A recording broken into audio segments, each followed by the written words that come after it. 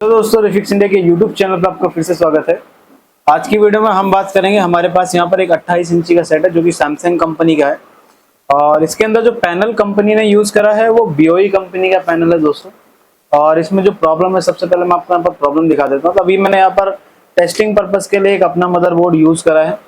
तो मदरबोर्ड को जैसे हम यहाँ से ऑन करते हैं, तो ऑन करने के बाद देखते हैं कि जैसे मैंने यहाँ से ऑन करा, ऑन करने पे देखते हैं क्या कोई ग्राफिक बन रहा है नहीं बन रहा। तो यहाँ पर अगर आप देखोगे तो अभी हमारी जो बैकलाइट है ये ऑन हो गई है, लेकिन अभी इसमें कोई भी ग्राफिक नहीं बन रहा है दोस्तों। यानी कि अभी हमारे पास जो पैनल है ये नो पिक्चर की कंडीशन में हमें देखने के लिए मिल रहा है। तो इस तरीके से जब भी हमारे पास कोई पैनल आता है तो उसको स्टेप बाय स्टेप कैसे हम रिपेयर करते हैं, ये सभी चीज़ों के बारे में हम बात करेंगे। तो वीडियो को लास्ट तक जरूर देखें। अगर आपको भी पैनल रिपेयर करने में प्रॉब्लम आती है, आप अपने आप को अपडेट करना चाहते हो, तो ऊपर दिए गए आई बटन पे क्लिक करेंगे दोस्तों, जिससे आपको ट्रेनिंग की पूरी इन्फॉर्मेशन मिल जाएगी। तो सबसे पहले मैं आपको यहाँ पर दिखा देता हूँ दोस्तों, इसमें जो पैनल कंपनी ने यूज करा है। आप यहाँ पर देख सकते हो, ये जो पैनल है BOE कंपनी का पैनल और यहाँ पर इसका मॉडल नंबर कंपनी ने दे रखा है। अब यहाँ पर सबसे पहले अगर मैं बात करता हूँ कि इसकी जो बेसिक वोल्टेज होती है उसको हम चेक करेंगे। तो जो बेसिक वोल्टेज होती है, जैसे इसमें हम सबसे पहले 12 वोल्ट ये सभी वोल्टेज को चेक करेंगे। अगर ये वोल्टेज आपकी बन रही है तो उसमें हम देखेंगे आगे इसमें हम क्या चीजें चेक कर सकते हैं। तो एक पॉइंट को मैंने ग्राउंड से लगा लिया और दूसरे पॉइंट से यहाँ पर हम वोल्टेज को चेक करेंगे। तो यहाँ पर पहली जो वोल्टेज बनेगी हमारी फ्यूज पे 12 वोल्ट की सप्लाई बनेगी। तो फ्यूज पे अगर हम 12 वोल्ट की सप्लाई देखते हैं तो फ्यूज पे हमारी 12 वोल्ट की सप्लाई आ गई। ये 12 वोल्ट की सप्लाई LVDS से फ्यूज पे आती है और फ्यूज से सीधा DC टू DC IC में जाती है। और ये जो DC टू DC IC इसके अलग अलग पिन पे 12 वोल्ट की सप्लाई जाती है। तो यहाँ पर आप देखोगे ये जो 12 वोल्ट की सप्लाई है ये हमारे पास यहाँ पर परफेक्ट तरीके से देखने के लिए मिल रही है। अब जैसे यहाँ पर 12 वोल्ट की सप्लाई हमारी DC टू DC IC को मिले, तो DC IC को 12 वोल्ट मिलने के बाद ये DC टू DC IC अलग अलग वोल्टेज बनाती है। जैसे यहाँ पर देखोगे 2 कॉइल लगी हुई है, तो इस कॉइल के ऊपर अगर हम चेक करेंगे तो हमें यहाँ पर 3.3 वोल्ट मिलने चाहिए। तो यहाँ पर आप देखो मुझे जो वोल्टेज मिल रहे हो कितने मिल रहे हैं, यहाँ पर अभी कोई वोल्टेज नहीं है। तो इस साइड पे अगर मैं देखता हूँ तो यहाँ पर मुझे 3 वोल्ट की सप्लाई मिल रही है। यानी कि DC टू DC IC आपकी बिल्कुल परफेक्ट तरीके से काम कर रही है दोस्तों। अब DC टू DC IC अगर आपके बिल्कुल परफेक्ट तरीके से ओके है, तो इसके बाद अगर हम आगे देखते हैं तो आगे यहाँ पर हमारी एक रोम IC होती है, एक टीकॉन IC होती है। तो रोम IC और टीकॉन IC को भी 3.3 वोल्ट चाहिए होते हैं। तो रोम टीकॉन IC पे अगर मैं देखता हूँ तो यहाँ पर 3 वोल्ट की सप्लाई आ रही है और एक 1.2 वोल्ट चाहिए, तो यहाँ पर 1.2 वोल्ट भी इसको मिल रहे हैं। अब ये जो 1.2 वोल्ट होती है इसको बनाने के लिए यहाँ पर कंपनी ने एक LDO लगा रखा है। इस LDO की जो इनपुट है आप देखो, यहाँ पर 3 वोल्ट की सप्लाई इसको इनपुट दे रहे हैं और आउटपुट अगर मैं देखता हूँ तो यहाँ से 1.2 वोल्ट आउटपुट इसको मिल रहे हैं। यानी कि इसको 1.2 वोल्ट इस LDO से इसको मिल रहे हैं। और जैसे LDO से 1.2 मिलते हैं तो ये IC क्या काम करती है, यहाँ से एक इनेबल वोल्टेज देती है आपकी इस DC टू DC IC को। जैसे ही आपके DC टू DC IC को दोस्तों इनेबल मिलता है तो DC टू DC IC अपना काम करती है। फिर यहाँ पर ये इनेबल लेते ही क्या करती है, यहाँ पर एक AVDD वोल्टेज बनाती है। तो AVDD के लिए देखो यहाँ पर एक डायोड है। डायोड के इस सिरे पे देखता हूँ तो यहाँ पर आप देखो मुझे 12 वोल्ट है। डायोड के कैथोड सिरे पे देखता हूँ तो यहाँ पर भी मुझे 12 वोल्ट की सप्लाई मिल रही है। जबकि हमें यहाँ पर एक बूस्ट वोल्ट सप्लाई मिलनी चाहिए थी। कितनी मिलनी चाहिए थे हमें, 12 से 20 के बीच वोल्टेज मिलने चाहिए थे। अब यहाँ पर हमारी जो वोल्टेज है कितनी मिल रही है, हमें 12 वोल्ट मिल रही है।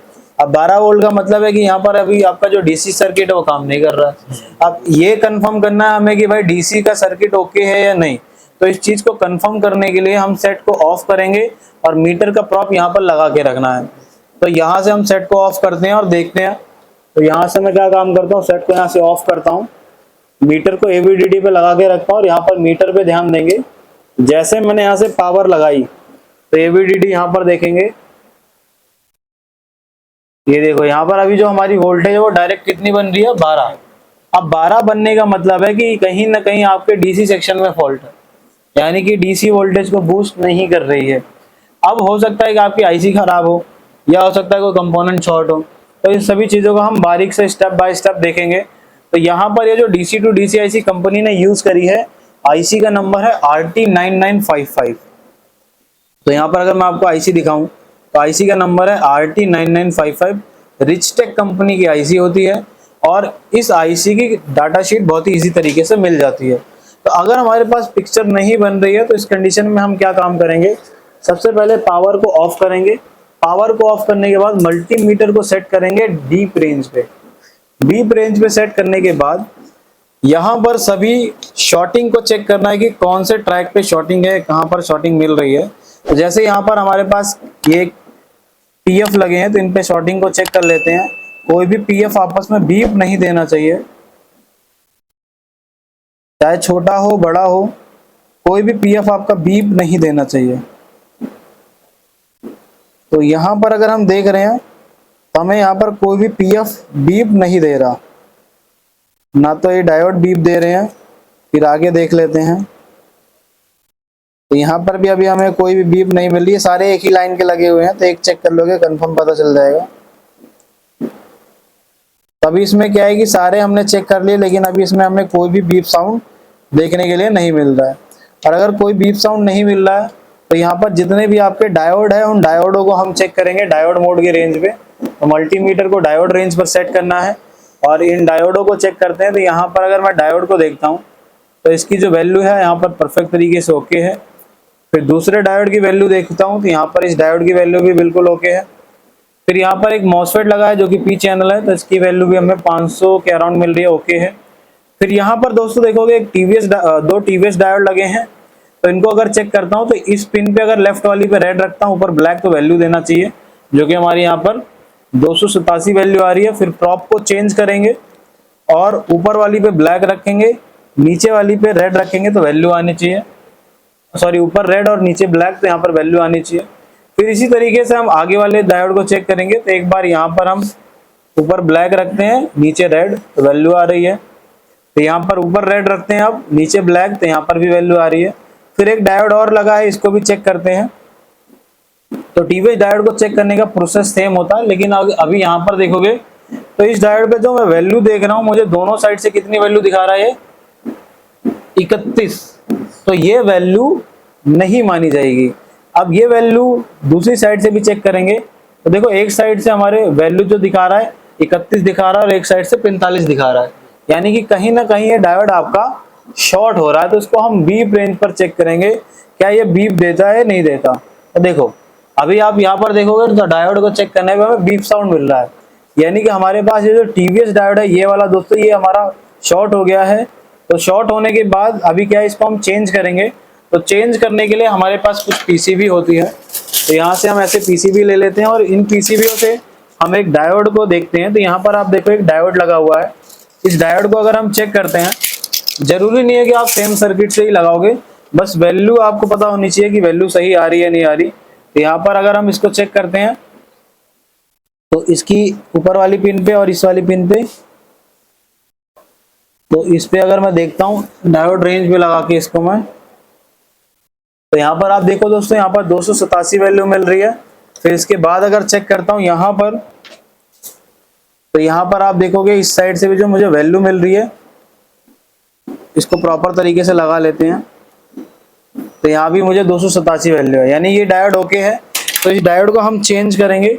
तो चेंज करने के लिए पहले इस डायोड को थोड़ा सा हम पेस्ट अप्लाई करते हैं और यहाँ पर भी हम थोड़ा सा पेस्ट अप्लाई करते हैं और सेट को हमें इस कंडीशन में ऑफ करके रखना है, ठीक है। तो जैसे अभी क्या है कि हम यहाँ पर इस डायोड को निकालेंगे और रिमूव करने के बाद देखते हैं कि, और डायोड चेंज करने के बाद भी देखेंगे कंडीशन सेम रहती है या कुछ हलचल होती है। अगर कंडीशन सेम रहती है तो फिर आईसी को चेंज करके देखेंगे, हो सकता है डायोड शॉर्ट होने की वजह से आईसी भी शॉर्ट हो गई हो। तो सबसे पहले यहाँ पर डायोड को हम यहाँ से रिमूव करेंगे। तो जब भी इस तरीके का काम करते हो तो आपको प्रॉपर तरीके से दोस्तों अगर नॉलेज रहेगी तो आप काम को कर सकते हो। अगर आपको पता नहीं रहेगा कि डायोड कौन सा कैसे चेक करते हैं, कौन सा डायोड टीवीएस है, कौन सा शॉर्ट की है, तो यहाँ पर आपका काम खराब हो सकता है। तो यहाँ पर देखोगे मैंने इस डायोड को यहाँ पर प्रॉपर तरीके से यहाँ से निकाल लिया और डायोड निकालने के बाद इस डायोड को मैं यहाँ पर लगाऊंगा, उसको भी निकाल लेते हैं प्रॉपर तरीके से। एक चिमटी मुझे दूसरी दो, चिमटी मेरे को एक दूसरी दो यहाँ से, उसको निकाल लेते हैं हम।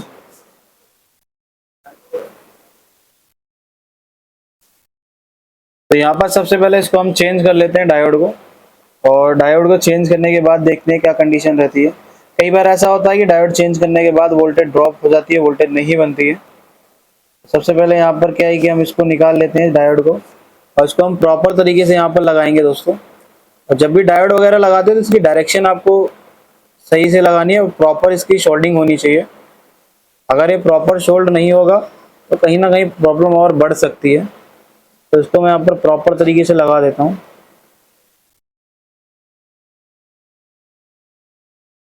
तो अभी देखोगे यहाँ पर हमारा जो डायोड है प्रॉपर तरीके से यहाँ पर लग चुका है। तो कुछ इस तरीके से आपको भी डायोड लगाना होता है। थोड़ा सा पेस्ट लगा के यहाँ पर इसको हम फिनिशिंग दे देंगे कुछ इस तरीके से।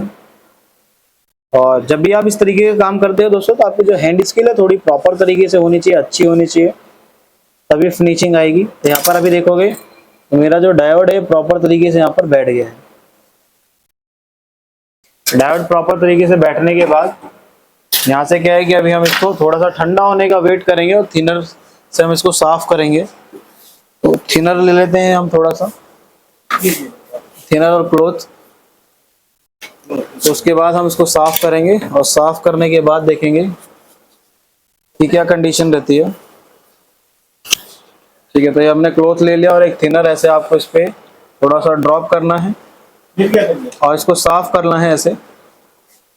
और साफ करने के बाद इसको यहाँ से क्या काम करना है, हमें चेक करना है कि हमारा जो पैनल है इसकी क्या कंडीशन रहती है। तो एक बार हम वैल्यू को वापस से रिकन्फर्म करते हैं कि वैल्यू आ रही है नहीं आ रही। कई बार सर्किट में रीडिंग दिखा देता है, लेकिन वापस लगाने के बाद रीडिंग नहीं आती। तो अभी देखो रीडिंग आ रही है हमारी, कम इसलिए आ रही क्योंकि अभी हमारा डायोड ये गर्म है। दूसरे को ही चेक कर लेंगे तो यहाँ पर भी रीडिंग आ रही है, यानी अभी क्या है कि हमारे दोनों साइड पे रीडिंग आ चुकी है। उसको थोड़ा सा हम यहाँ पर थिनर से ठंडा कर लेते हैं आईसी को, क्योंकि अभी क्या है कि आईसी हमारी हीट है।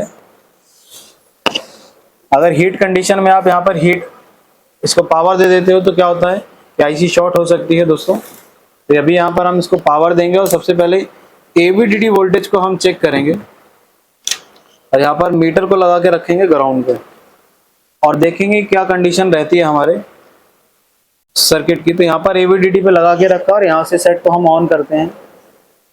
तो जैसे ही सेट को ऑन करा और यहाँ पर देखते हैं क्या कंडीशन रहने वाली है। तो यहाँ पर अभी आप देखोगे जो हमारी वोल्टेज है, एवीडीडी वोल्टेज बूस्ट हो चुकी है। इसके साथ ही साथ यहाँ पर वीजीएच वीजीएल वोल्टेज भी चेक करते हैं। तो यहाँ पर देखो वीजीएच वोल्टेज है 26 वोल्ट बन रही है। और ये जो हमारा वीजीएल का डायोड खराब था, इस पे हम चेक करते हैं कितनी बन रही है हमारी वोल्टेज, -7। यानी कि वीजीएच वीजीएल एवीडीडी सारी वोल्टेज ओके है।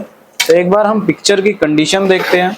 तो यहाँ पर अगर आप देखोगे तो हमारी जो पिक्चर है ये बिल्कुल परफेक्ट तरीके से बन चुकी है दोस्तों। इसमें जो अभी ये मैपिंग की फॉल्ट आ रहा है, मैपिंग का फॉल्ट इसलिए आ रहा है दोस्तों क्योंकि अभी मैंने जो बोर्ड लगा रखा है टेस्टिंग के लिए लगा रखा है। इसके ओरिजिनल बोर्ड से चलाऊंगा तो मैपिंग नहीं आएगी, लेकिन अभी हमारा पैनल पे पिक्चर आ गया, पहले ये ब्लैंक था। तो इस तरीके से दोस्तों आप भी किसी भी पैनल को आसान तरीके से रिपेयर कर सकते हो। अगर आपको वीडियो पसंद आई हो तो वीडियो को लाइक करें, शेयर करें और चैनल को सब्सक्राइब जरूर करें। Thank you friends.